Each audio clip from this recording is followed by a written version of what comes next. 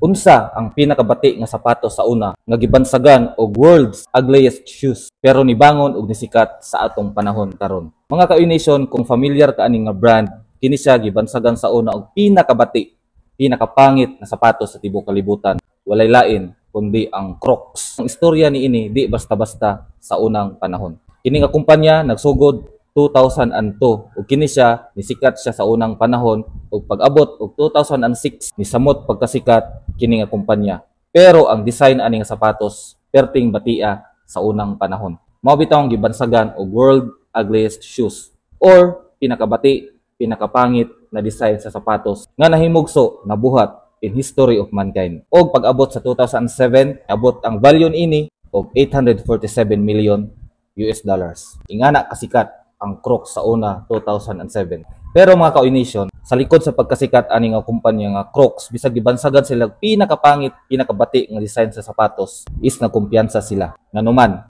ilang gibuhat, nag-produce, nag-create og daghan kaayo ng mga design, daghan kaayo ng mga stocks, daghan kay ng mga sapatos. Ini siya gibutang niya sa mga lain-lain ng mga tindahan. Nag-abre og daghan kay na tindahan ang Crocs. Ug kini siya nisikat pag-ayo. Pero tungod sa iyang pagkasikat, maupod ni ang hinungdan nga ni down pangutana nganuman. Ang Crocs mga ka-Uynation nagkaanam og kasikat, nagkaanam og kailado, pero ang mga basher niini nagkaanam pud og kadaghan. Pero di nato malikayan tungod kay ang design ani sa Crocs sa una is bati jud pud kaayo according sa mga tao sa una. Nagkaanam og kasikat, nagkaanam pud og haters ang Crocs. Plus, nahitabo ang usa sa pinaka-problema sa mga negosyante. Year 2008, nigawas kanang gitawag na financial crisis. Ug tanan ng mga negosyante, tanan ng mga negosyo naapektuhan. Bisag unsa nga industriya, bisag unsa na kumpanya naapektuhan. Bisag ang Nike ug Adidas wala nakalingkawas. Aning gitawag na financial crisis. Ug samot na ang Crocs. Ug mato hinungdan sa pag-down, sa pagkalugi, sa pagbaba sa sales sa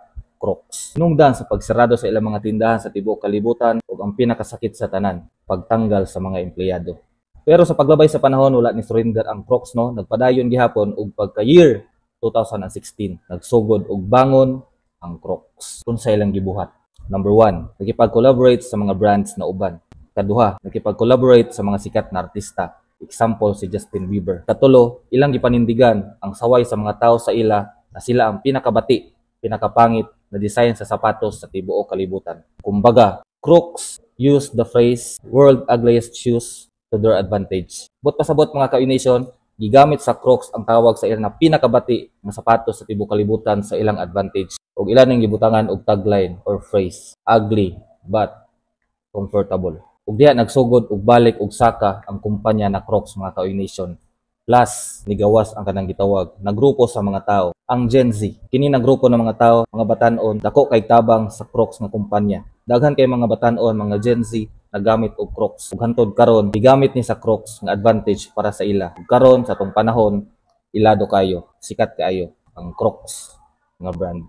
Unsay lesson atong makuha sa kaagi sa Crocs mga ka-Uynation? Number 1, dili nimo maserban ang tanan tao. Pareha sa istorya sa Crocs ng kumpanya, sa nahitabo sa ilaha, dili tanan ni appreciate sa ilang produkto. Kasagaran gani, mga hate ilang nadawat, mga bash, tungod sa kapangit, tungod sa kabati, sa design sa ilang sapatos, sa ilang produkto. Ug sa una, bisag nisikat sila, nag-produce naman sila daghan, pero kato ilang pag-produce og daghan nga product, maputoy usa ka hinungdan, nga na-down sila. Kaya abi nila, sa pagsikat nila, tangkiliko na sa tanang tao ilang produkto. Kaduha na lesson natong makuha sa Crocs mga ka-Uynation, ignore the haters. Ang kaagi sa Crocs mga ka-Uynation, daghan kay hater sa ilaha, daghan kay nag-bash sa ilaha tungod sa kabati sa ilang product. Pero ila kining gi-ignore. Ug ang bash sa ila, mga bati na istorya nga giingon sa ila, gigamit nila sa ilang advantage. Akong balikon, ila nung gigamit ang word or tagline, ugly but comfortable. Katulo nga lesson natong makuha sa Crocs mga ka-Uynation, stay true to your product. But pasabot, kung na kay product diha, kung bati mangganing na, wala imo salig ni ana kundi ikaw. Kung na kay product nga unique, hawidi, introduce sa tao, bahalag daghay manaway. Kay kana ang susi sa imong success. Puhon. Ug unta mga ka-Uynation na may nakuha na learning no, na may na-learn pod, na may nakatunan sa gamay nga istorya sa usa sa pinakabati na design, pinakabati nga kumpanya or produkto sa unang panahon na karon ni sikat na mao ang Crocs. Kini siya magamit ninyo sa unahan sa inyong paglawig ni ining kalibutan. Daghang salamat mga ka-Uynation sa pagtan-aw hantod na pud sa sunod. Bye.